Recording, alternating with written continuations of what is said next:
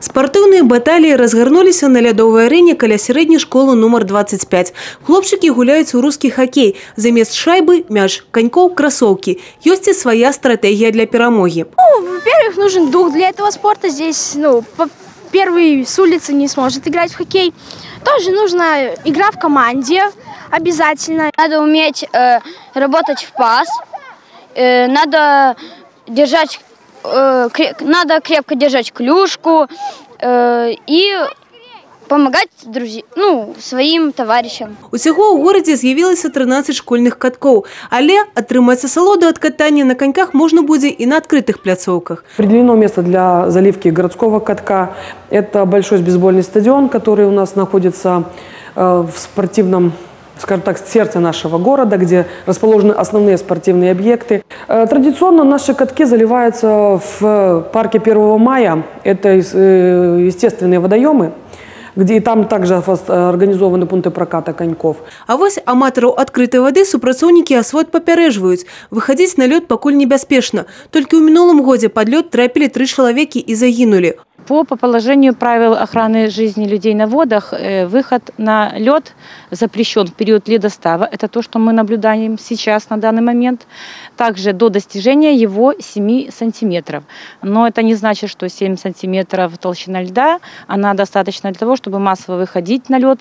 Для массового вообще скопления людей и катков необходимо не менее 25 сантиметров. Уважлівым трэба быць і падчас катання з горак. Загрэбванне правіламі бяспекі за калядныя выхадныя розныя траўмы ў краіне атрымалі 5 дзяцей. Адзін дарослы загінуў.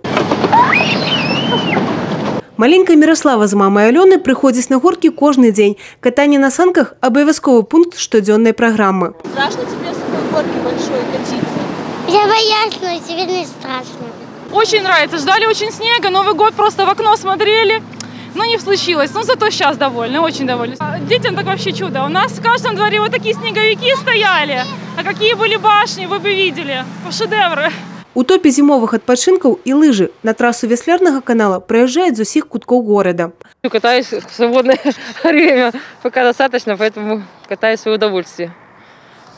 В Буковель не езжу, а в Закопане сильно дорого. А здесь в Бресте дома пришел, прокатился. Получаю удовольствие от катания на лыжах. Тоже также всех приглашаю, пожалуйста. Баршанка Наталья Грышкевич усміхаецца, закахалася ў лыжны спорт усяго 10 год таму і зараз не ўражвае сваё жыццё без актыўнага хобби. Прилив сил, бодрости, настроения и вообще. И всем советую, потому что и никогда не поздно начинать. Ужо ходка лепшыя лыжнікі паспрачаюцца за тытул пераможцы на традыцыйнай брэскай лыжні.